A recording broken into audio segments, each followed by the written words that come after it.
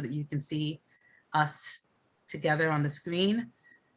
You can have your cameras off and everyone is muted, but the chat is set so that you can chat directly to me with any questions or comments about what we're saying.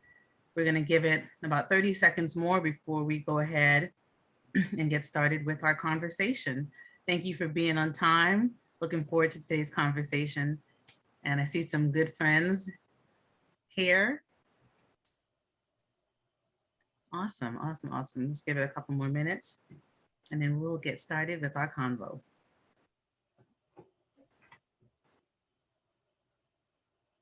Okay. All righty. Hello, everyone, and welcome to the Belonging Project presents Rainmaking When We Can't Go Outside, a conversation on business development with me, Paula Edgar, and Dennis Hopkins, who is a partner at Perkins Coie. So we're going to start off by talking to you a little bit about the Belonging Project. For those of you who are not familiar with the initiative, the Belonging Project is an initiative that's a collaboration of law firms, legal departments, nonprofits, and other legal organizations, including consulting companies, that was brought together by Seyfarth to be responsive to the pandemic and its potential impact on primarily law students and lawyers of color. So as to not repeat the terrible impact of 2008. And so it's a collaboration that brings essentially training and resources to support folks who are navigating the pandemic. And all of us are navigating the pandemic still. And we're happy to have you all here with us today. Before I continue on with talking about what we're going to get into, I do want to acknowledge, as I mentioned, that we're still in the middle of a global pandemic, still navigating a lot of different challenges. And particularly this week, there's been a lot of challenges. And so given the audience and given the initiative, it makes sense to acknowledge that before we go ahead and get started. But now I'm ready to tell you a little bit about myself and have my wonderful co-panelist, fireside chat person, tell you about himself. I'm Paula Edgar. I am a consultant. I'm an attorney. I do diversity, equity, and inclusion consulting, as well as professional development consulting. I often do conversations like this one about business development, about branding. If you were here last week for the branding chat, we had a great time then, and then we're going to have an even better time today. Given all the challenges in the world, I have to tell you that I held on to this conversation as one of the things that I was super excited about, and I have been since we planned it, because Dennis Hopkins is not just a partner at a law firm, he's also a friend and somebody who I've known for a very long time. And so this conversation is one in which you'll hear us bantering and giving good information and also learning from each other. And that's, I think, an exciting part of this process. Dennis, can you tell the folks a little bit about yourself before we go ahead and get started? Okay, so I'm Dennis Hopkins. I'm a partner in the New York office of Perkins Coie. I've been with Perkins Coie almost 10 years. My practice is primarily patent litigation, but I do a lot of other IP related matters as well. I got into IP because my undergrad degree was in physics and nuclear engineering, and getting into IP law was a natural fit for me. Opportunity to exercise some of the things that I always wanted to exercise in college, and to kind of stretch my mind into dealing with new technologies and new methods of doing things, which I think keeps the practice of law relatively interesting. Now, some people might not think that IP is that interesting, but it actually is pretty interesting, dealing with different technologies and whatnot. But I do spend a good amount of my time working on the relationships that I've developed over the years with my contacts, a number of general counsel at large and small companies, and working with them to develop business, not just in my area of law, but in other areas of law, trying to be that trusted advisor that they come to say, I have an issue. I know that you do patent litigation, but I trust you. Can you get me someone who will handle this issue for me? Can you solve this problem for me? And generally, that's what I want to try to convey to my clients.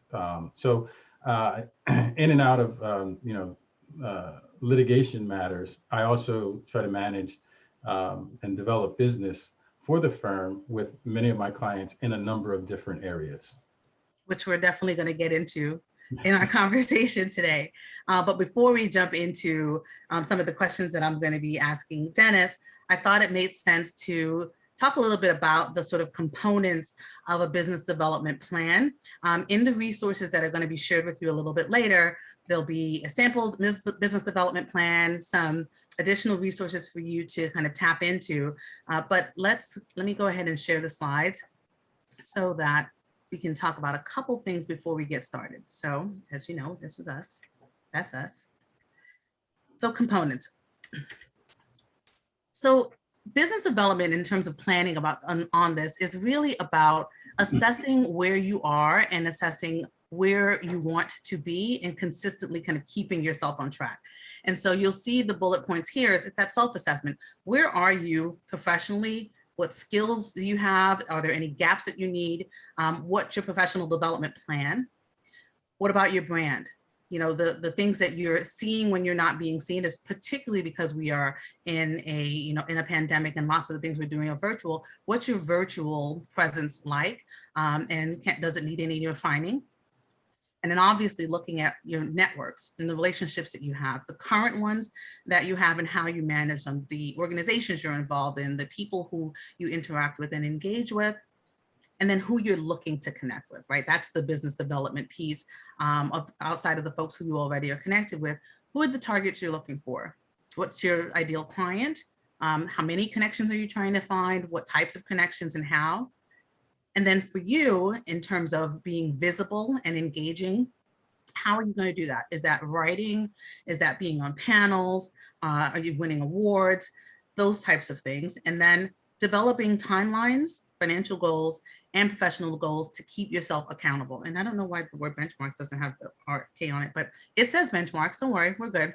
But accountability benchmarks, like how often are you going to check in, and how are you going to go ahead and do that in order to keep yourself accountable to the components of the plan and what you're setting yourself out to do.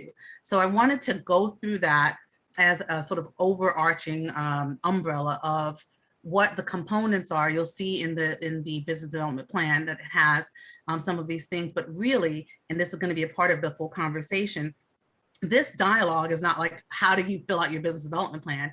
It is, what are the components, some of the components of a business development process, and really me and Dennis talking about some of the best practices that he has and that he incorporates into the things that he does. So I'll come back to the slides a little bit later, but I wanted to go through that before, just to give us a little bit of alignment. So Dennis, you ready? I'm ready.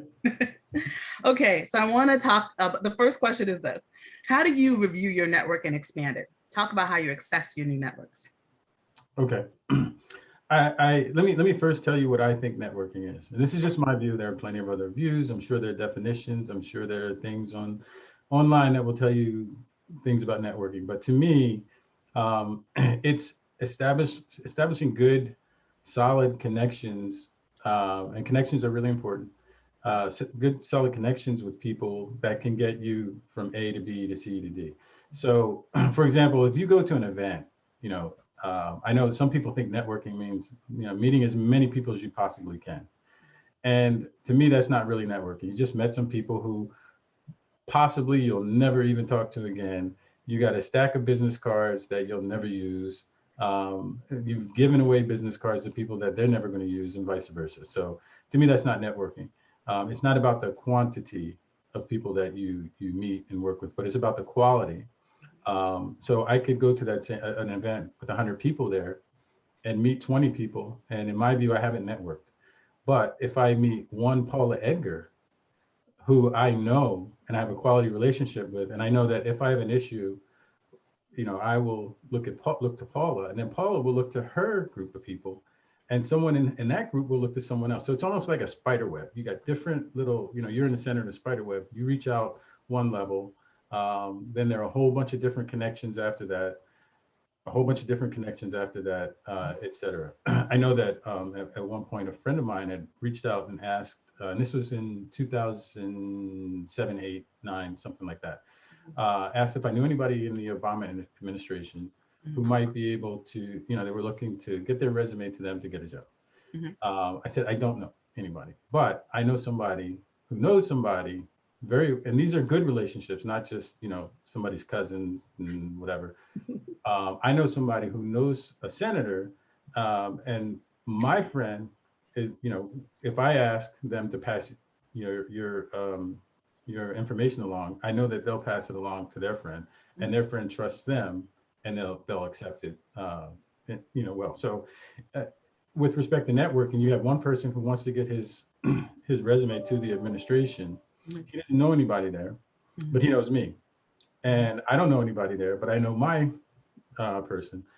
My person then knows the senator who knows, the folks in the Obama administration. So as far as networking, you want to, in my view, you want to kind of look at the quality of the relationships that you have, and who do you think may be willing to, someone who knows you well enough that may be willing to pass along your information to somebody else or your request to someone else. And that's better networking than trying to meet 1,000 people that you'll never talk to again.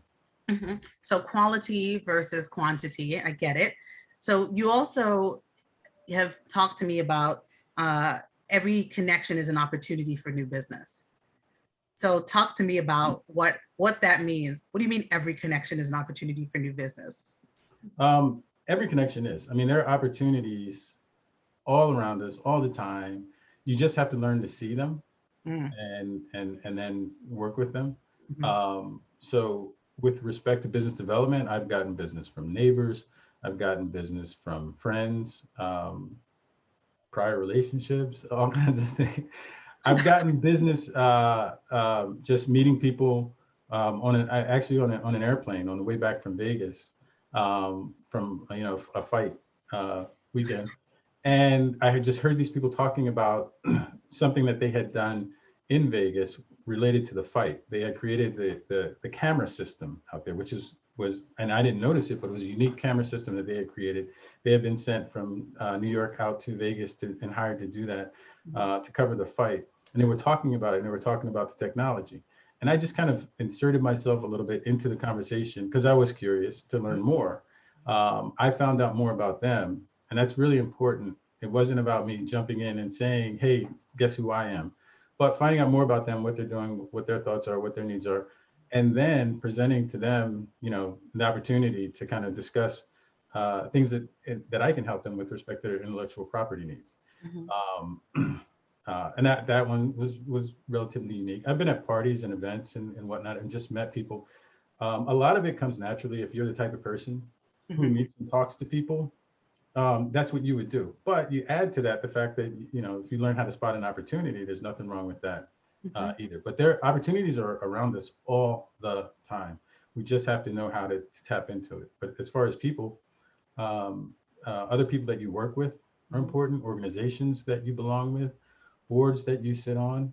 I would say I had a very influential experience at some point, much earlier in my career, as I was learning how to get out and to develop business. And the diversity officer at my firm actually said to me, hey, you should stop just looking in the places that you're comfortable with or the places that you think you should, and kind of expand your view of business development. Of course, I was offended. How dare you? I was going to say, did that go well? And I thought about it, and that was maybe, that had to be maybe 10, 15 years ago at least. And to this day, I will credit that conversation with helping me get, towards my path, because it made me think about things that I wasn't looking at. There were organizations that I belonged to, and I didn't see them as business development opportunities. And she made me think about that. There were other relationships that I had in the business industry that I didn't look at as opportunities. And she kind of made me, not literally, but figuratively, she kind of shook me by the shoulders and said, you need to start opening your eyes to opportunities because they're out there. Which is one of, I think, that the things that we want to relay in this conversation, right? Which is that the part of business development is a mindset. Right? Like, it's like if this is your goal and this is what you want to do, you put the structures in place to get it done and continue to press yourself until you do so. And so everyone who is on, I want to make sure that you understand that if you have questions throughout our conversation, please do put them in the chat directly to me, and I will relay them throughout the question, and we will have time for Q&A at the end of the dialogue as well. So Dennis, so you talked about looking at opportunities and not just looking in the legal context. And I think it's important, like you and I met because of board service, right? Because of PALS and MBBA, Metropolitan Black Bar Association, for those of you who are not familiar. And that continues the sort of, not just the meeting, but the building of the relationship, the connection of folks to want to engage more and perhaps lead to business development is a really important piece. I remember that when I was on the Apollo Theater's Young Patrons Board, and I met more lawyers through that, even though it was an arts organization, than anything else. And so thinking very linearly is not, you should really think expansively about the opportunities and where you might be able to find stuff as well. And so when you're connecting with somebody new, let's say you have a potential person that you want to target for business development, what kind of research do you do, if any? So, okay, you can take out the if any part. I definitely do my research and do my homework. The first thing I do is find out who they know. If I can find that out from either, and there are several resources. If you know someone who has some kind of relationship with the company, find out if they know that person. Check LinkedIn.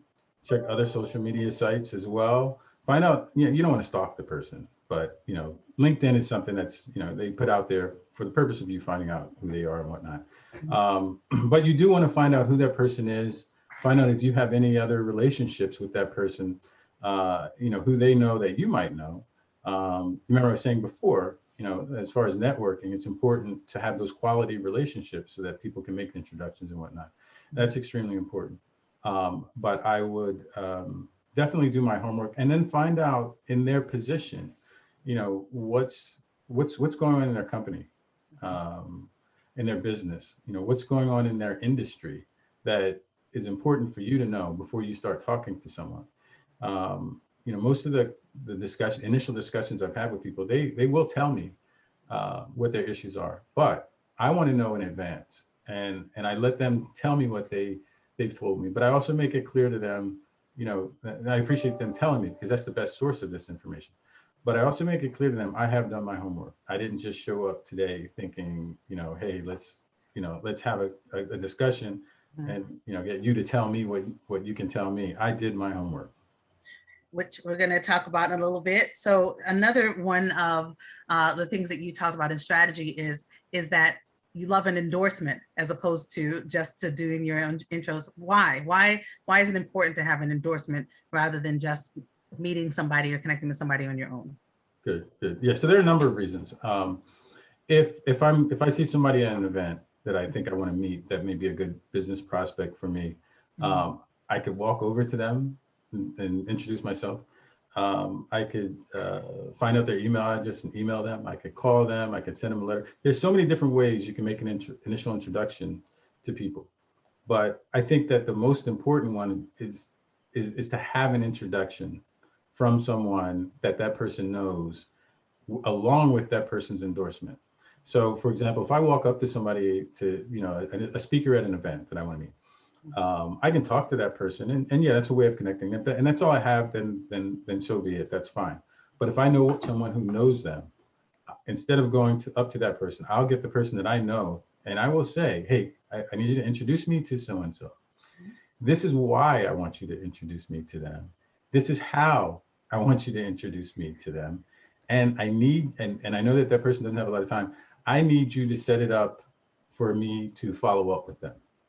And basically that's saying, hey, John, I want you to meet my friend Dennis. I've known Dennis for X number of years. Dennis, blah, blah, blah. I think he might be a good fit for your company or somebody you should talk to. I will send an email and connect all three of us, next week to set up that conversation. Each one of those points are very important because if you leave one out, it might be a fail. So make sure it seems like a lot of work, but you really do have to plan this stuff ahead. You really, after a while, it becomes second nature. And I can say, Paula, introduce me to so-and-so, and this is why it is, all that stuff. And it's done. Otherwise, you might not get the best result out of that introduction. And I know that you're speaking retroactively and also, prospectively about when we're back in the same rooms, but the same strategy works when you're talking about connecting virtually. Yeah, I will tell you, and we can, I know we're going to talk about this later, but I haven't, as far as the mechanism, the technology and whatnot, we've changed our behavior. But as far as my goals, objectives, and the way I do stuff, I haven't changed one bit. Mm-hmm. And I don't intend to, whether we're in a pandemic or not in a pandemic. It should all be the same. And it's important to make sure you understand that, because a lot of people kind of lost their bearings a little bit because of the pandemic. And it is, because it is devastating. But it is important to understand that whatever your objectives and goals you had before are the same. And you need, and you've got to, in the face of the pandemic, continue to move forward the same way you were before, or even, step things up a bit. The other thing I wanted to mention, though, about the endorsement is that if someone introduces you to a friend of theirs, now, whereas that person could typically just forget who you are, or just, they've 10 people have come up to them, 20 people, whatever, or just not get back to you. They're more likely to get back to you or to pay attention if someone that they know and they respect has made that introduction, because now they kind of owe a little bit to the person, to their friend who made the introduction. Mm-hmm. And so it's, in my view, it's hundreds of times better to have someone make that introduction if you can, or if you have someone available to do that. Mm-hmm. So that endorsement gives you credibility, and it also gives them accountability. Exactly. To have to be responsive to you. I like it. Exactly. And you kind of already started going into this, but well, again, I don't even have to go into, but having a strategy for making sure people know what to tell other people about you is an important piece of this as well. In our conversations, we talked about the fact that a lot of people kind of leave it to chance, that someone will, say the right things when introducing you, but you don't leave it to chance. No, why should you? I mean, for some reason we think, oh, things are supposed to be laid out this way or laid out that way or whatever. No, they're supposed to be laid out the way that you lay them out. And if you want the best result, you want to make sure that everything has your influence on it. Mm-hmm. And so if I'm going to say, I told you an example of if I'm in a room and Paula can give me an introduction. Mm-hmm. But what if I'm not there? What if Paula's going to a meeting or something and I find out, oh, you're going to be with so-and-so? Almost the same thing. And here's how it differs a little bit. I would actually coach Paula and tell Paula, look, these are the people that I need to talk to. So if you see people in that room that do X, Y, Z, or know X, Y, Z, or have this job or whatever, those are the people I need to talk to. So if you get a chance, think about me when you're meeting them. Mm-hmm. And this is what I need you to tell them, that someone, Dennis Hopkins, who does X, Y, Z or whatever, that would be good for them, to talk to me. And I will actually I will say a script, but it's a loose script about what I need you to say, because there are certain points that, you need to get across to that person. I can just say, hey, Paula, if you see so-and-so, tell them hi, whatever. That doesn't get it. I need Paula, and you have to take these, usually this is something you do with your friends. Mm-hmm. So you have to tell them, you must take explicit instructions. This is what I need you to do. I need you, what information I need you to get from them. And this is probably one of the most important things I think about business development that gets left out a lot, is the follow-up. How do you follow up? There's always going to be some kind of hook in there. You remember we were talking before, if Paula was making the introduction to somebody that she knows or whatever, I've already told her, she said she's going to email him later or whatever. That's the hook. That sets up the follow-up. If they have any objection to that, they better say it then. Otherwise, Paula's going to email them that week, and that gives me the connection to them. The same way, if Paula's going in kind of as my ambassador, there's nothing wrong with coaching people into what you want them to say and what you want them to do. It's much better to do that than to say, hey, if you get an opportunity, do whatever. And like I said, opportunities are everywhere. You just got to look for them. That's an opportunity, and you want to make sure that she knows she's fully armed with what you need to convey so that you can get back, including the follow-up hook. The clarity piece is such an important piece of this, because a lot of people make the assumption that folks have the bullet points that they can relay on your behalf, and it's not true. Even people who you think are your friends, who know exactly what you're doing, unless you've actually provided them that information, that these are the types of clients that I'm looking for, this is the type of work that I do, these are the type of people that I want to meet. It's important to be explicit about that and not kind of, like my mother say, mealy mouth about it, like be very much like, these are the things that I need. All right, so people think sometimes that, okay, well, Paula knows I do M&A, so I'll do whatever. It may be Paula may not be able to spell M&A. you don't know what that person knows, and we are, anything litigation related, I understand. Some of the more subtle corporate areas of law, I don't understand, and I need someone, if I'm going to do right by them, and by making that introduction, I need them to actually tell me what, who they're looking for, what they need me to say, and how to plant that follow-up hook to make sure that it circles back around to them. But don't assume that just because you do XYZ area of law that everybody knows what that is, because they don't, even if they're lawyers. That's very true. Everyone, I want to remind you that if you have questions or comments, you can send them directly to me in the chat, and we're welcoming for that to happen. So when I do trainings and professional development, talking about branding and networking, I coach folks on how to create and do their elevator pitch. You have a different strategy about elevator pitch. It's a little bit unconventional. Talk to me about what happens when you get in the elevator, in the good old days when you can get an elevator. Yeah, exactly. Well, let me say two things about that. Number one, a lot of the things that I do are I guess, unconventional. There are certain schools of thought and how people are supposed to do stuff. In my view, there's no one size fits all. We all have different strengths and weaknesses and areas of emphasis and areas of influence. And so what works for one person might not work for someone else. It might work tremendously for somebody else. So there are all these different things out there for you to consider doing. And so, yeah, some of the things that the way I look at things, sometimes some people may consider it unconventional, but it works for me. And if it works for me, it's conventional. It's conventional, exactly. And so for you, for you or other people who have other skills and ways that they do stuff, or even if you have a weakness and you want to account for that, do things your way that works best for you. It is conventional. So with regard to the elevator speech, typically that you have a limited amount of time to speak to someone, and I know that the school of thought sometimes is to have your speech ready so that in 15 seconds you can blurt out X, Y, Z, blah, blah, blah, all that stuff or whatever, which is good. And I learned that. I took that in because I think that you don't discard advice, whatever. You take it in and then you decide what's best for you. For me, if I have 15 seconds with somebody, I'm going to spend that time or the majority of that time finding out about them. It's more important I know who I am. I can always talk to them later about that, but I may not have another opportunity to find out about them. So I do have my elevator speech per se to introduce and let them know who I am, but that's not the sale. That's not the pitch there. What I want to do, my objective is to find out about them, take that information back during the 15 seconds that I have, make sure I put that follow-up hook in there, a way for me to, get permission from them to get back to them. Can I have your card? I will give you a call next week. Or I notice that so-and-so, I'll get your information from that. Some kind of a follow-up hook in there and get their okay to reach out to you. So that way, next week when you email them, it's not random. And they said you could, so, you should.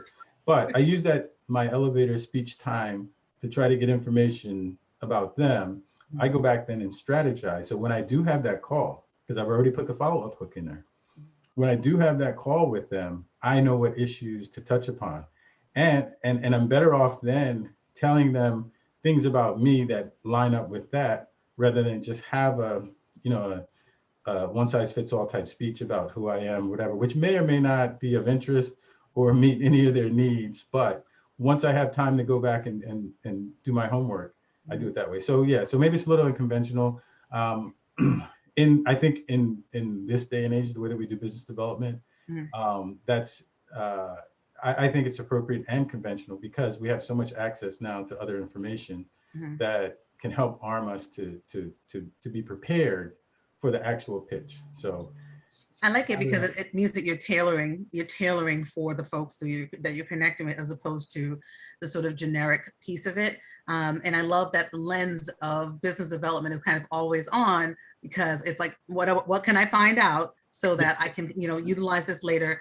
yeah, And the other thing is too, I think I don't want the folks who are listening to think like everything is transactional, right? Like it's not, no, no, it's not like Dennis is like, no, no. like a robot, like, okay, that target. But I think having it as a kind of umbrella, when what that your goal, it makes sense, versus not thinking that way, because it keeps Yeah, you vigilant, yeah, right? and I want to add to that. You know, Mhm. I've had contacts of mine share with me that, do you know so and so?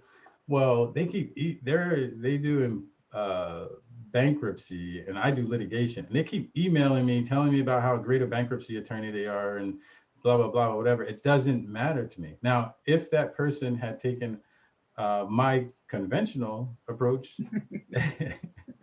and said, "Hey, let me find out what this person actually does," because sometimes, uh, you look at people's profiles on LinkedIn or on their website or whatever. Sometimes it's a picture that they have from junior high school. It's not. It doesn't look Don't like even get them. me started. It may be dated or whatever. Maybe they don't do that anymore or whatever. So the reason why I do my elevator speech approach the way I do it is to find out from that person the information that I need, and so that I'm not, a patent attorney constantly trying to sell IP services to someone who does M&A or Well, that's someone. a perfect transition into the next question, because I think, and I'm sure a lot of folks who are on here want to know a little bit about this. And I encourage, again, any questions or comments while Dennis is talking about this. But Dennis, can you describe the pitch process and the development of pitch materials? Like, how do you select what you're going to present to a potential client? Um, I think a lot of people will sit there and think about their firm and what their firm does and what they do well, and put their best foot forward, which is important. But often that can lead to a mismatch, because you're telling the firm about your best, or telling the potential client about your best features, which they're not interested in. Or often you have, sometimes pitches come up very quickly, and you pull together materials about the firm or whatever. From what I've learned from my contacts who are in-house, that a lot of times those things are generic. Everybody says I'm great at this. Everybody says they're the best with respect to diversity. Everybody says that they're the best in this area of law. Everybody says the how much they contribute pro bono work to the community, and make a difference. But it almost makes it like a beauty contest, because everybody's saying the same thing, and it's whatever. And clients aren't really, they know who you are. If they're about to choose business, most of the time they know who the people are who they're allowing to pitch to them. So you go in, you can give that, and that's important. It's important to make that impression on them. But the most important thing is to find out what it is that they need. So what kind of matter you're pitching on. But if you're pitching on that or a particular area where you have to do your homework, it requires extensive homework and finding out who the people are that you're going to be meeting with, what you may know about them. And that's where finding out, if you have connections, people in common. Sometimes I'll find out that, oh, Paula knows XYZ who I'm going to pitch with or whatever. I'll call Paula and say, hey, Paula, unless it's a confidential matter or something like that. And then I can talk, whatever. I see, so and so, we're going to be meeting, what can you tell me about them? And, how well do you know them? Can you tell them, hey, make sure that, you Use endorse that them? endorsement. Exactly.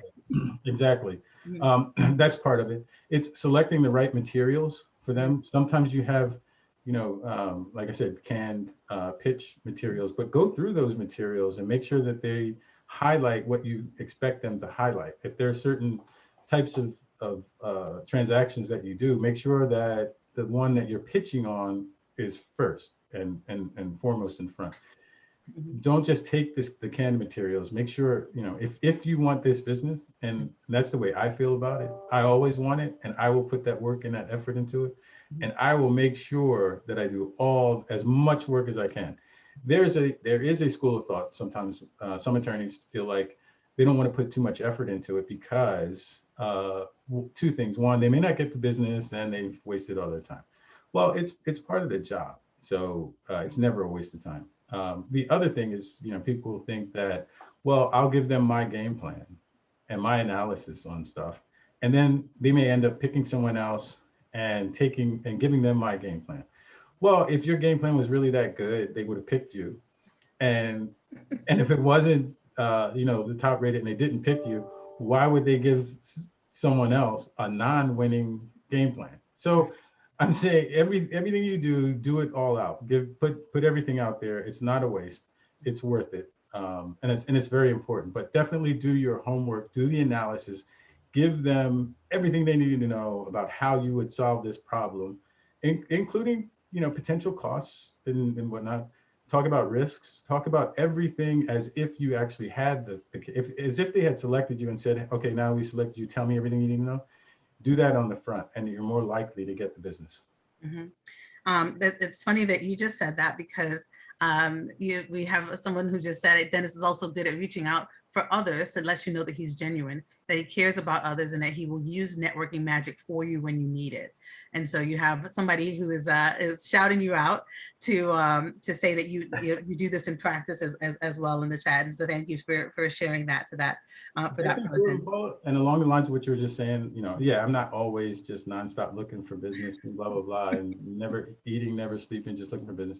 I do think that, what I do for a living allows me the opportunity to help others, either through pro bono or mentoring. I do mentor, a lot of people, and that's all important. I do group mentoring where people in my level are working with each other and sharing information and whatnot. It would be a complete waste of resources, time, and responsibility if we did not reach out and help people when they need help. And that's whether it's mentoring, that's whether it's pro bono, that's whether it's with respect to diversity and inclusion. There are a lot of issues with regard to diversity and inclusion where people don't get access to all the information that they need. They don't get access to all the context that they need. They don't get access to all the resources that they need. And I would actually feel considerably ashamed of myself if I didn't make every effort I could to try to fill those gaps, to use all the resources that I have available to try to help people. That does take time, but it's extremely important to me. And I don't think it takes away from also, wanting to be a good business developer. It's a responsibility I think that we all have. So yeah, reaching out, not just for myself, but for others is extremely valuable and helpful, and it really doesn't cost anything. So I mean, I think it leads to the piece about being authentic and genuine in what you do.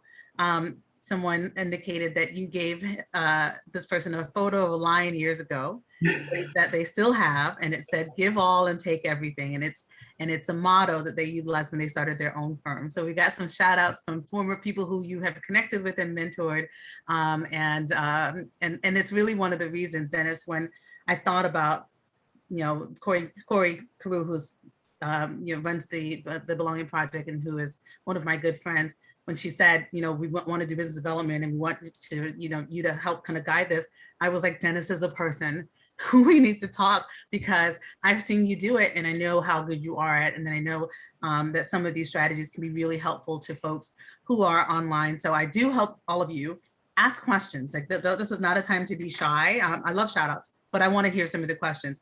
But I want to take us back, pull us back to the pitch process.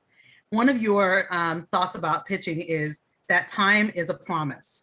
Yeah. And I want you to talk about that in terms of the pitch concept and what it means. Yes, that is extremely important. You must control time. You must stick to what you promised and consider it a promise. So if you're scheduled to meet with someone from 3 o'clock to 4 o'clock, by 4 o'clock, you must have gotten everything you needed to do done with regard to that pitch. Now, if the prospective client had a meeting that went over and they were late, it doesn't matter. Now you got 45 minutes, you still need to get it done. If something happened, maybe you were, I don't know, whatever it may have happened in that 1 hour turns into something else, you still need to get it done in that 45 minutes, or that 1 hour. If you go over the allotted time, which is a promise, you have to get permission. So, which you may or may not get. So make sure you're cognizant of time and say, listen, we're getting close to the time, whatever. Do you have any additional time? They may not. And sometimes, if you just, without their permission, just go over the time, people will resent that. And now you've put all this effort into this pitch. You've worked hard for it. You've gone over the time, and each minute that ticks by after the allotted time, they resent you more and more because they have something else that they have to do, or now they're late for something. Now they're missing something. So make sure that you understand that the time that you put down there it's a promise. It's a contract. You must keep that promise unless you get permission to do otherwise. And even more so, if you get if you get to the end of that time and you haven't accomplished everything you did, then you may not have more time to do it. So make sure you control the whole timing from the start to finish. You may have distractions during the event, especially when it's a pitch that goes on. Have some people just go on and on and on, and they're not necessarily thinking about the time the way you are. So you got to make sure that you keep everything on track and that you're able to meet that contract and that promise, unless you get permission otherwise. Got it. So another piece of the pitch process that a lot of people are interested in is really, how do you cross-sell, right? So you think about business development, you think about your own business, but you can also bring in business from the firm that's not your practice area. So what are some of your strategies and thoughts about cross-selling the firm's offerings? I think cross-selling is very, very important to the firm for firm growth and for firm income, but also it's a partnership. It's good for relationships within the firm. We should be working together and helping each other. So cross-selling is extremely important. It requires you to know about the firm and what the firm does and how it works. Not getting pitch materials that talk about that, but actually knowing it. The people that will be in front of you all the time, or most of the time, or that work with you, are people who appreciate who you are and how you operate. There are some people who are very slow and methodic and very detailed, and then there are some people who are quick on the draw, can get an answer, right away or whatever. And they relate, different people relate to different, ways that people do things. Mm-hmm. And it's important to understand that, because if someone is working with you and you want to cross-sell and make an introduction to somebody else, they're going to expect that person to have the same personality you do. So if you're slow and methodic, maybe not slow, but if you take your time and you're very determined, detailed, very diligent and methodic. Mm-hmm. Make sure that the person that you bring into that relationship is also diligent, methodic, because your contact is going to want to see that, because that's why they came to you. Mm-hmm. If you're quick on the draw about making decisions and whatnot, and that's how their business works, mm-hmm. they're going to want you to bring someone into to them who's also like that. Otherwise it doesn't suit their purpose, because they need to answer things quickly. Yes, a 30-page memo is great, but they don't have time for that. They need to make a decision now. So if you bring someone who's more diligent and methodic, to them, it may not work. One of the more important things is responsiveness, I think. Responsiveness is one of those things that it just goes to just about everything you do. Whatever it is that you do, how responsive you are to people and how quickly you are to get them is important. So that's one thing to make sure that you look at. if you bring someone into a client relationship and your client has emailed them 4 or 5, 6 times and they've never gotten back to them because they were busy or because they were whatever, not even just to say, hey, I will get back to you, or to let them know you're working on it, and that's really important. Sometimes, people say, I'll just get, once I get the answer, then I'll reach out to them. No, reach out to them right now. They emailed you right now. Let them know, I'm looking into this. I will get back to you at, whenever. So it makes sure that when cross-selling, you match up personalities. And I guess also not just the matching up personalities, but also relaying the expectation that you've set, right? If it's a client that you already had, like you're saying. So I think that you can have an understanding that you may be different in the way you provide service, but that you expect that they're going to take on the cadence and way in which you service your client. So because it's yours, right? You want to make sure you keep maintaining that relationship. There's a quick question that I want to have you answer before I move on, because it's related to what you were just talking about. The question is, how do you get your team to stay on message when you're pitching with others? Well, first of all, you need to make sure that you've rehearsed it. You don't want to go in and the first time you hear something come out of their mouth is during the actual pitch. You want to rehearse it. You want to talk. You want to make sure that you know what they're going to say, and you want to make sure that they know what you're going to say. And to the extent that certain things are overlap, who's going to take this part? So I say, Paula, the client said they want to know about our diversity efforts. I will let you take that. I'm not going to jump. It really looks sad when one person is talking about something that someone else was supposed to talk about and they do it in a different way. And now it gets to your part and you're just repeating something that they've already heard because it's wasting their time. So make sure that you have your full objective laid out. Everybody knows what that objective is. Everybody knows what the time frame is. And even if you have to, say, listen, at the 30-minute mark, I'm going to take my notepad and I'm going to flip it over once and I'm going to flip it over again. That way, we're at 30 minutes, and then every 10 minutes after that, I'll do the same thing to make sure we're on the same sheet of music and we're all keeping in with this time, because we have a promise. We promised that we'd be done by 4. And so all of that is in the preparation.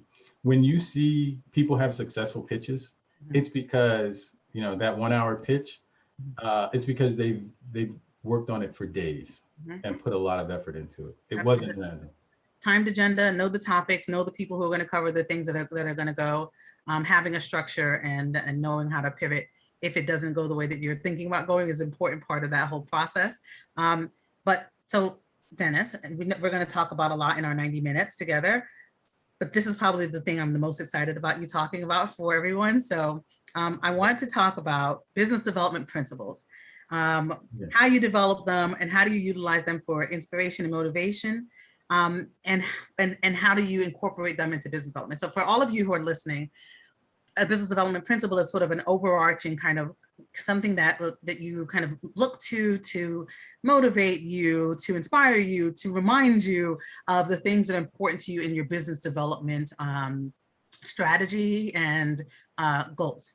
And so Dennis has some that we're going to go through. And so I'm going to tell you the one, and then you're going to start talking about it. We're going to go through 6 of them. And you can see, all of you can see I'm excited because I am. So everything works. Okay. What does that mean, Dennis? That's probably my most important one. But let me go back for a second. When you said these principles, so for me, this was something that started back, like I said, years ago when I talked to our diversity officer at my firm, and she told me I should be looking out for them. That became my first principle, and then I kept that with me, and I add to that over and over. I have a multi-page at this point Word document with all these principles, because I need to periodically keep reading them, because that brings me back home. That keeps me from like getting so distracted in the pandemic or distracted in other work or whatever that I forget these are the things I'm supposed to be doing. These are the guidelines that I have. These are the things I'm supposed to be thinking about. And they're all personal to me, and everybody has their own. It's not that they're personal to me and you can't have them too, but you probably have different ones because we all have different families that we grew up with, different geographies where we came from, different schools that we went to, different genders. Yeah, different genders, different whatever. Those are the things that, that diversity is what makes us special. And we just have to find out what characteristic within that we can use to the best of our ability. So my principles kind of reflect me. They may reflect other people as well, but I will say, and we'll go over these, but I want, if you're up to it, all of you, in the next week, come up with at least 5 that you think are good, solid principles, and then pick somebody to tell them about it and say, listen, I've got these principles. What do you think about them? Do you think that these are good principles that will help me develop business? And you started with that basic 5. Put down a time frame, make yourself accountable, do it by next Friday. Pick somebody to go over it with them, talk to them about it, adjust it as necessary, keep those, and then build off of that as you go out through your career, developing business, more and more business. But everything works is one of my more important principles, because I think that sometimes people teach you about business development, and I know this sounds hypocritical because I'm talking to you about business development, but and I teach people about it. Yeah. No, well, when people teach you about business development, they're sometimes they will say, and I've had this in my career earlier on, when people say, this is how you do it. So don't think about doing other stuff. Do it this way and only this way, or whatever. This is the best way, or whatever. And that's wrong. Number one, it's counterproductive. It doesn't take into account that I am diverse and I have different skills than the people who wrote the model or the book on it. I have different networks. I do things differently. I think I do them better, but I do them differently. And so following somebody else's model or the same school of thought, it may work and it's fine, but it's not the only thing that works. There are other things that work as well. So the thing about everything works is to understand, take in as much information as you can about this model, this school of thought, this, whatever, but understand that there are so many other ways that you can employ the skills and characteristics and experiences and whatnot that you have, particularly because I think that our diversity, and I mean not just ethnic or racial or our diversity and period, is what gives us the skills and whatnot that will make us good business developers. And I think, and I'm just going to say this, I think that everybody can be a good business developer. It's wrong to say, when you point out some people are good at it and some people aren't. Personally, I don't care if I'm good at it or not. I'm doing what I do, and I know how to employ the skills that I have. But what's important is once you learn how to employ the skills, the characteristics, the connections, the network, once you learn how to employ that for yourself and who you are, you become an excellent business developer. And it doesn't matter what the next person is doing or how they're doing it. They don't have the skills you have. You don't have the skills they are. Learn how to be yourself. But in any event, everything works. Well, that's a perfect lead into the next principle, which is a brand is not an intention, it's an effect. What does that mean? Yeah, I see all the time people are like, well, I could get more business if I was known as the best M&A lawyer in west of the Mississippi. Well, okay, that's not a brand. People look at, how do you want to brand yourself as number one, how are you going to do that? Can you do that? And if you do that, will it help you? I see people all the time, they look at branding as, this is what I want to be, because that will work for me. But for me, branding, the most important thing about branding is what other people think. You don't determine what your brand is. Everybody else determines what your brand is. So you may think your brand is X, everybody else may think it's something else. What's the answer? If everybody thinks it's something else, it's something else. It's not what you think. So understand how to get feedback from people as far as what they are thinking about what you're doing. Understand how to take that into account and not just have an aspiration to say, I want to be the best, this, that, or the other. Or if I speak on this panel, people will know me as an expert. They may not. They may think you're wrong. But you need to find that out. You need to find out what people think and let that guide you towards the brand that you want to be at, not just what you think would be great to be branded as. Yeah, so Dennis and I, we are almost 75% aligned on this, because I'm a big believer that you can build your brand and develop your brand. But I agree with you that it's what is being said about you that really can impact your reputation and how your brand is impactful in terms of whatever you want to do. All right, next principle. The difference between hope and doubt is your choice.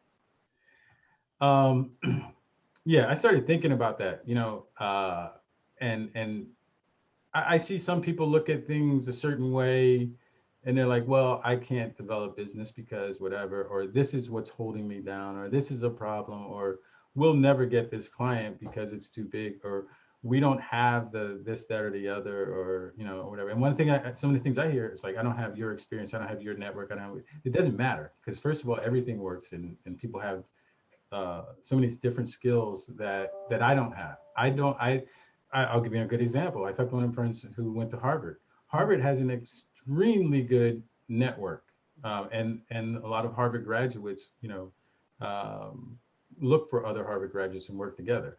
I didn't go to Harvard, so I don't have that. But I'm not worried about that. I have the things that I do have, and I do well with those. It's to me kind of like it's kind of like a decathlon.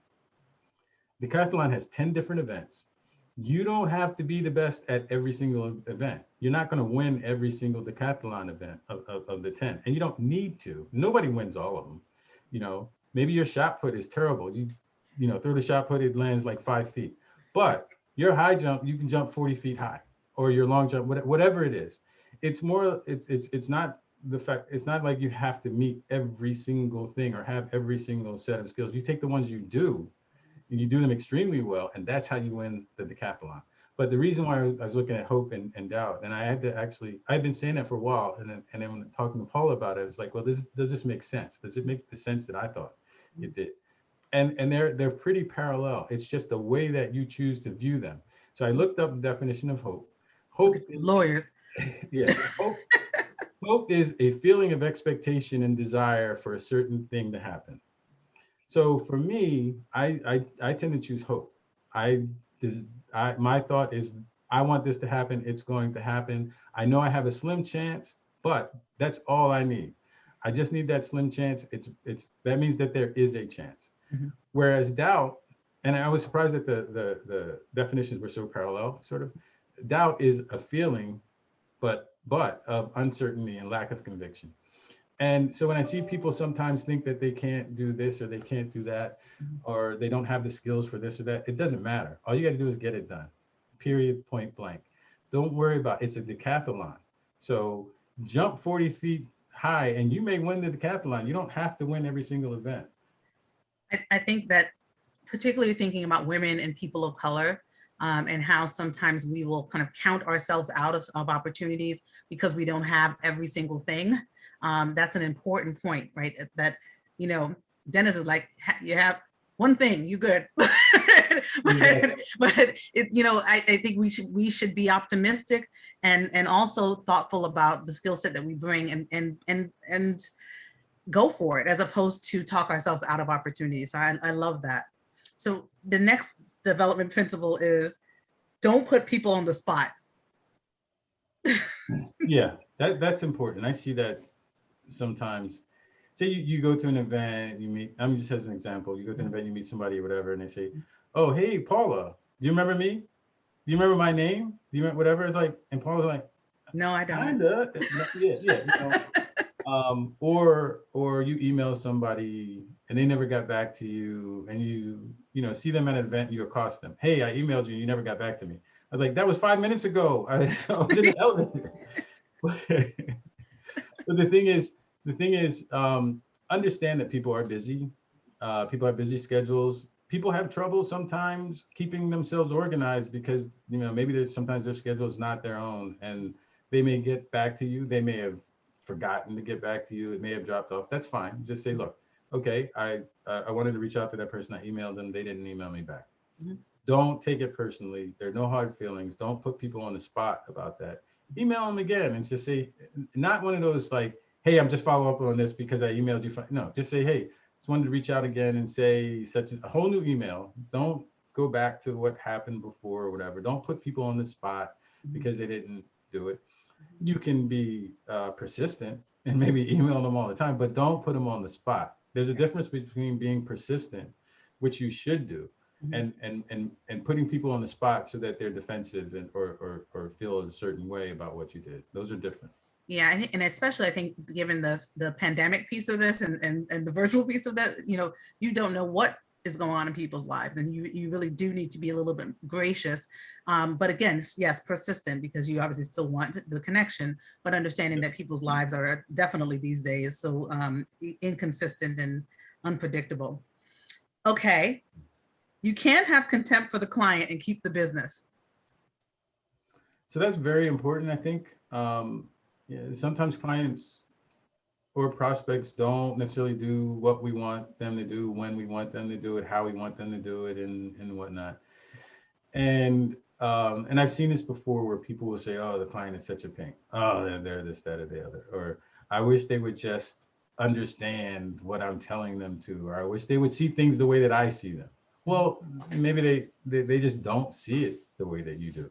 And I see people so many times that they think they're so right and whatnot, and if the client could just see what they saw, then they'd understand and they'd join them. Well, that may not be the case. Sometimes the client does know better than you. Sometimes the client has access to information that you don't have.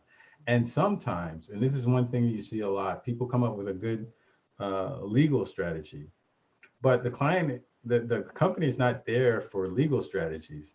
They're there for business. You have to have a legal solution that fits in with their business, not just the best legal strategy. So you got a great Pulitzer Prize winning brief or memo, legal memo, blah, blah, blah, but it leaves out some of the things that are important to the business and why we can't do that. And I've seen it before. For example, there are pharmaceutical companies are very risk averse at certain things because people take, their pharmaceuticals, and there are all kinds of lawsuits, and people, could get hurt or sick or whatever. Sometimes people come up with so they are very, very risk averse, and they're regulated. What a solution for them might be different for a company that makes inner tubes for bicycles. Then you can be a lot more. You don't have to be as risk averse. People don't have as many accidents, and they're not as catastrophic if the inner tube goes flat. In 6 months when it was really supposed to be a 1 year thing. So be cognizant of the fact that the client may be right, and even if they're not, you can't have contempt for your client. You have to understand this is what you signed up for. Yes, it's difficult. Yes, it's tough. Yes, the client is tough to deal with, but that's what you signed up for. That's what we want. And I'd rather have 10 difficult clients than 0 clients at all. Facts. Okay. Okay. The final one is give everything and take all. Yeah, that's one of my better ones. You should be willing to put everything into it. We talked about before with pitches and whatnot, and people, don't necessarily put all of it in and they have their own rationale. Personally, I think that you should put everything into it because you really only got one chance. Why not put everything you can into it? If you didn't get it and you put everything into it, then maybe you weren't meant to get it. You don't win everything. People who you see who are successful at business development, it's not because they hit everything that is pitched to them. It's because they get so many things pitched to them, or they get themselves in the way of so many pitches that they're going to have a couple, home runs or whatever. And so you're looking at the home runs that they have. You don't see all the misses that they have. So get out there, put in all that effort. And the people who are successful put in a tremendous amount of effort all the time. They enlist the aid of others. They take from what they've done before. They do their homework. They research it, but they put everything into it. And I'm going to say this, and this is another mistake. Sometimes people will put everything into it, and they'll win, but they're hesitant then to take the spoils of what they did. So my thing is give everything, put everything into it, but expect to take all. Give everything and take all. Okay. So all of you, in the resources that we're sharing afterwards, the principles are in there, but I thought it'd be helpful to see the principles that Dennis just mentioned here as well. And so there you go. And then we'll be sharing them again. Yeah, and I'll say again, I have like several pages of these principles, that these are things that I've learned over the years that I abide by. And every once in a while, I'll pull it out and take a look and read over it and make sure I'm sticking to what I said I was going to stick to. And the list grows constantly. I'll think of something today, add to it, I'll continue, whatever. And that's what you should be doing. And I think that a very good start, if you don't have your own, and those are personal principles, those aren't something you'll find in a book, or maybe, I don't know, but those are mine. And those are just a select few that Paula and I wanted to talk about. You should have your own. And I would say by next Friday, come up with 5, come up with somebody to bounce them off against, reach out to somebody or talk to somebody, or, if you know somebody else who's on this, talk to each other about your 5 and what you think about them, but get that as a start. And then as you go through your career, build on that and until you have multiple pages of these principles. And I'll just share with all of you that what Dennis is saying, he's done to me. Like, he made me do this. He actually put a calendar invitation on my calendar saying, get me your principles by, and it was, even though I do this work, for me as a consultant, I still have business development goals. I still have plenty, right? And so for me, it was very helpful to have that exercise happen. But I'm not used to folks coaching me. I'm used to coaching folks. I was like, oh, put it on my calendar. That calendar is sacred, excuse me. But it did make me do it. So definitely connect with somebody to make that happen. So Dennis, we're talking about rainmaking when you can't go outside because we're in a pandemic. Yeah. Talk to me about how you pivoted in the pandemic. That's interesting. So, the pandemic hit last year, and I, left my office and left my plants there, and I don't know, I probably left my computer on and everything because I'm coming back and soon, whatever. Once I realized that the pandemic was going to last more than a week, I decided I better adapt, and it was taking what I was doing and adapting it to be able to do that in a different environment, but not stopping what I was doing. Mm-hmm. And fortunately for me, it took me just a week or a few days or whatever to realize I need to adapt. I think there are a lot of people who their mindset was, well, we just have to survive through this until it gets back to whatever and all. And my thought was that you don't know how long it's going to last, because we thought, a couple of weeks, a month or whatever, nobody thought it would last this long. And so people figured they would survive through that. And my thought was, okay, this could go on for a long time.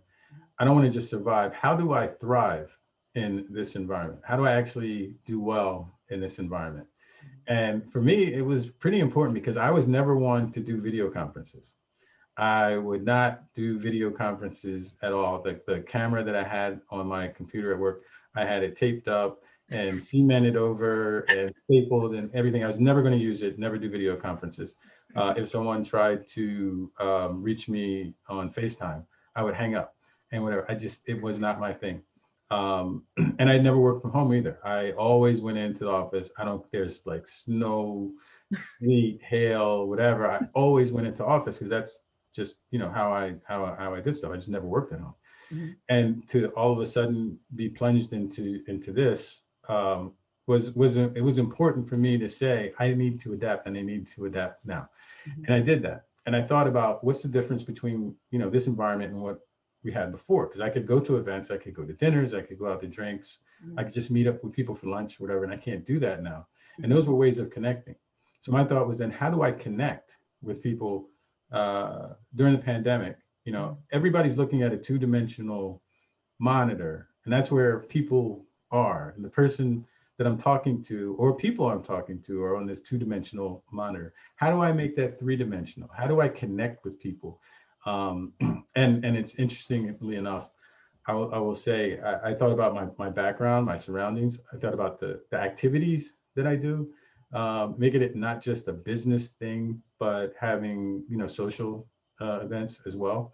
Mm-hmm. And I will tell you that took some learning as well. Originally, I was like, a virtual happy hour, that's the stupidest thing I've ever heard. But like I said, everything works, and I keep an open mind, and I tried it, and they've been phenomenal. And I've gotten more clients through some virtual happy hours. Mm-hmm. But also I looked at my background. A lot of people have these virtual backgrounds that keep the focus on them, which is great. I have these boxing posters on my wall. It's for a reason. It's not just art. It's not decorative or whatever. It's something that, when I'm starting a call, people will tend to look at and see, and it actually says something. And what it does is it helps me to connect with people. Probably about, I would say like 80% of the calls that I've been on, including this one, someone has noticed it and made a comment and said something about that. So either, are you a boxer? Do you go to fights? Or I'm a big boxing fan. I used to watch the fights with my dad when I was a kid. All these different things, and either questions or thoughts or something. But those are things that help me connect with people. I think for some people, a virtual background is good, and that works for them. For me, this type of background helps me connect with people.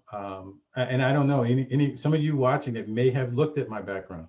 And that tells you, people look at people's backgrounds, what's behind them, what's their, is it the kitchen, is it the back, whatever. So I set myself up to have a background that helps me connect with people. And there are a bunch of other things that I do to connect with people, but it's important to take the two-dimensional and make it, something more, and connect with people during the pandemic. Absolutely. So I want to move to a question that actually came into the chat before it was, but it's already my list of questions, which is this: how do you make the ask for business? Oh, okay. That's interesting. So that's probably one of the most important things. There are different ways to do it, and people think that it's structured in a certain kind of way or whatever. And it's not. You just have to make sure you get it done. Sometimes you can do it at the beginning of the relationship, at the beginning of the pitch. You can do it in the middle. You can do it at the end. You can do both. I will tell people all the time, we would love to work with you. I think we're very prepared, whatever. And then I go into my speech. Or maybe I'll tell them, do my pitch or talk to them or whatever, and I say it at the end. Or sometimes, just to make sure I don't miss it, I'll do both. I'll make sure that I get into the habit. And mind you, this can be one of your principles, if it works for you, to make sure that you ask for the business both at the beginning and at the end. That way you don't miss it. But it's extremely important to let people know that you want to work with them, and you have to be direct. I think by now, just about anybody who knows me, they see me walking down the street, there's the guy who wants business, because you know that. And that's fine. That's fine. It's better to do that than to say, hey, there's my friend who doesn't want my business. There's the person I'm on the board with who's never asked me for business or whatever. And I think sometimes people who can give you they're actually offended sometimes that you never even ask them for their business. What's you don't want to work for my company? You're too good to work for us, and you never ask them for business. And I see it. I hear people also sometimes they have a good friendly relationship with somebody, and then the person says, hey, over the past 6 months, all these matters came in and you never gave them to me. And they're like, you never asked. I never thought, I never thought you wanted that business.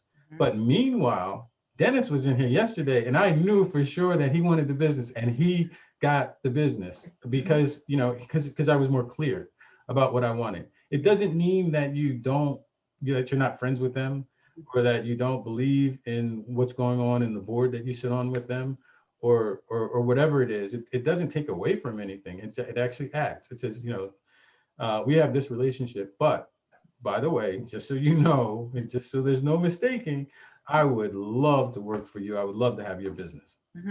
So many of the general counsel who I work with say often that they will be wined and dined, zoomed and roomed, and no one will make the ask. Like, it'll just be like, oh, I got to go on this really nice dinner and I got to do these things, and no one has actually made the ask. And so actually asking is important. Yeah, I see that too. And people are like, I don't even know what that meeting was about, because they never asked for the business. So thank you for the CLE. I don't know.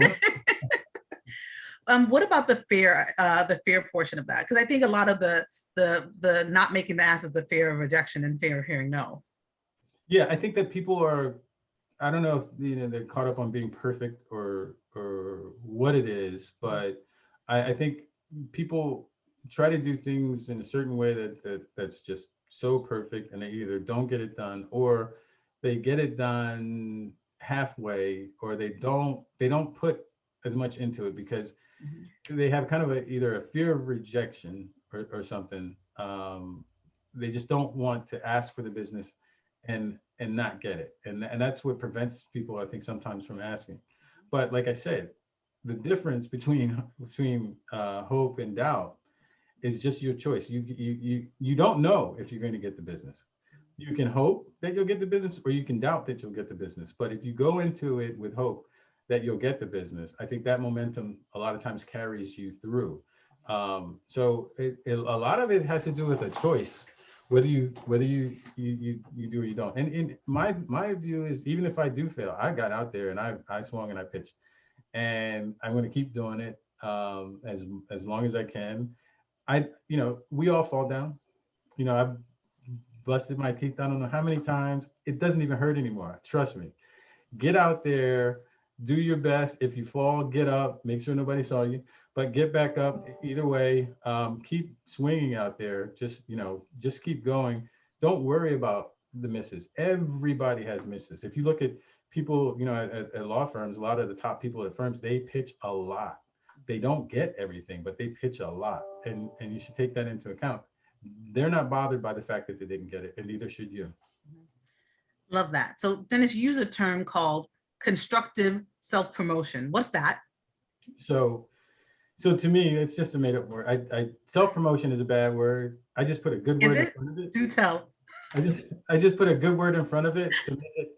Now it's constructive self-promotion. It's kind of like they do with neighborhoods in New York City. They call it something else, and now it's all of a sudden Self-promotion heights. Exactly. So I think that there are a lot of things that we do and a lot of accomplishments that we have that don't get across to people, and they're important, and they're helpful in the process. And it's because you're not supposed to talk about the things that you've done and whatnot. But you look at it, some people do. Yeah, and some people come across looking like self-promoters, and some people come across I guess the opposite side of that is you don't even know what they've done and know what their accomplishments are, and they've been great. So constructive self-promotion is a way of self-promoting and getting your accomplishments out there and getting your qualities and your skills out there without looking like a self-promoter. And there are a bunch of ways to do that. Before this call, I said, Paula, I want you to tell people da da da da da da da. This is my story. So it's self-promotion in the fact, in respect to the fact that I'm the one, generating it or getting it done. But I do it by proxy. I have Paula do it. I have someone else do it. A friend of mine do it. Or you work with both, a friend, several different friends.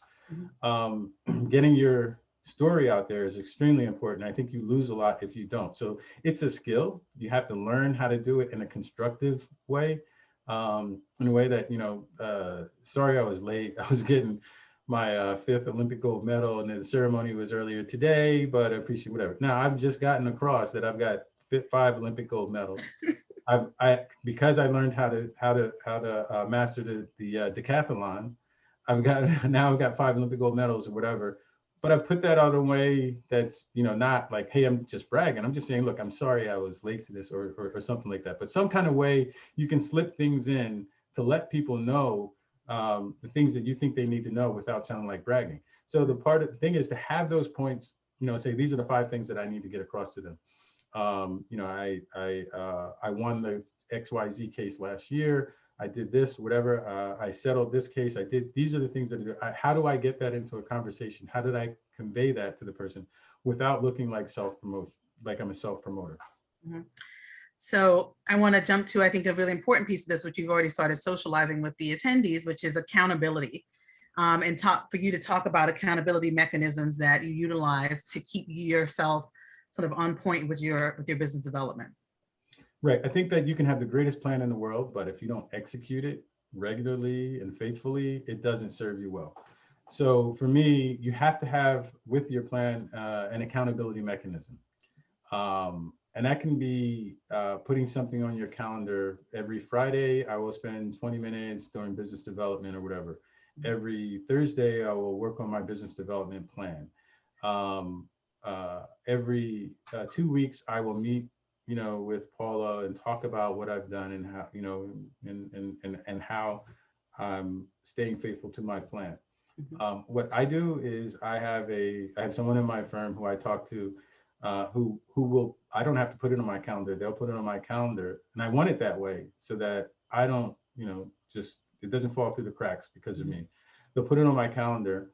and we keep a spreadsheet of the things that we're doing with respect to business development, and everything is organized in a very specific way. It has several different tiers, several of which represent different things that I'm working on and how I'm working on them, and which client or potential client fits into what tier. It also tracks what I've done and accomplished the past couple of weeks and what I plan to do from that. And we go over that. And it's mostly just me talking about it, but it keeps it top of mind for me. It keeps my game plan, it keeps my mind thinking, because business development is something that can really fall through the cracks when you're busy with something else. So you need to have an accountability mechanism there to keep you on the same track that you said you were going to be on. And you can think of your own, way of doing it, like, every Saturday, when you do, over lunch, I will go over my business development plan, or whatever it is that keeps you, whatever fail-safe mechanism that you have that keeps your program going, is an accountability mechanism, and you have to have at least one. Mm-hmm. And I'm going to show you a couple of them, but I remembered I need to show you, share the resources with everyone. So if you take a look at this link, you'll see a slide or a link that says presentation resources on the site. And it's also my site. So go ahead and join my mailing list while you're there. Thanks. Let me show you the business development accountability. Engage a colleague, obtain a coach, utilize the firm, use your calendar. Some one of these things, multiple of these things in order to hold yourself accountable. And for those of you who are attending and meet and want CLE, the CLE code is SS5582. Again, that's SS5582. Okay, so Dennis, I'm going to ask, there's a question in the queue, so I want to ask the question, and I want to go back to a final thing that I think is important before, as we go. But everybody ask questions. We still have some time, and I want to make sure that you have any questions that you have are responded to. But one question that just came in is, do you have any suggestions on networking with someone that is more introverted when you are introverted yourself? I find that networking comes naturally for me when I network with my extroverted opposites. There are introverted people within my firm who I would like to develop a stronger relationship with, but we're both introverts. Any thoughts, Dennis? Yeah, that's one of the methods I used to use to network a lot. Say that I'm an introvert and you're an introvert. I don't think I'm an introvert, but say that we're both, and I don't think you are either, but say that we were both introverts. We still have the same goals and accomplishments. I would say, look, Paula, let's go to the XYZ event and we'll meet people there and network. And that makes it easier. As an introvert, I would have trouble doing it by myself, and you would have trouble doing it by yourself. But we combine together, we're both introverts, and we go to an event, we try to meet people. And if nobody wants to talk to us, we can talk to each other. But we have a joint mission. And so both of us understanding that we're introverts, it's not like we're just going and sitting in each other's offices and talking. We're coming up with a joint mission. And I think that's what helps you develop a better relationship with the other introvert, because now you have a goal that you're working on. What I have found is that oftentimes introverts will come to networking and relationship building as if they have a deficit, when I think in fact they have an advantage, because introverts are much more strategic and pointed and focused and direct on, because they may not necessarily want to do it, but when they do it, it's like, this is what I'm going to do, this is what I'm going to do it, and I'm doing it and I'm done, as opposed to someone like me who is an extrovert, who I love to talk to every single person and about every single thing, because that's just the way I am. But introverts are much more strategic. So I would say to the person who asked the question, if you're cross introverted connection, to be direct, like I'd like to connect with you, so that they understand what your purpose is, right? Because the introvert wants to know the specifics, and you also know it. And maybe to say, I'd like to talk about these few things. I only need 15 minutes, maybe give yourself 30, so that they feel there's a little bit of flexibility, and it's not as sort of fraught as it might be, because you're kind of putting attention behind it. I think it actually, there's a great opportunity there versus it being an issue. Yeah. And you don't need to combine yourself with an extrovert. In fact, that might not work, because they may lose you, because it's you and then Paula, and Paula's all around the room or whatever. Get another person who is an introvert, combine forces with them, and that'll help you, with your joint objectives.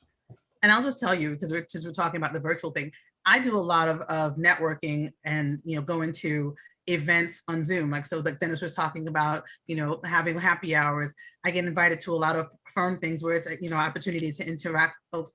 I still extrovert on Zoom, right? And so it's important to know that people still show up a lot in the same ways that they do. So you still have to think strategically about what and how you're going to do things, even in the virtual landscape. Another question for you, Dennis, is it important to specialize, or is being a general commercial litigator sufficient? One thing I was told a long time ago is that longevity in this field requires a high tolerance for boredom. And sometimes you can get bored doing the same thing routinely.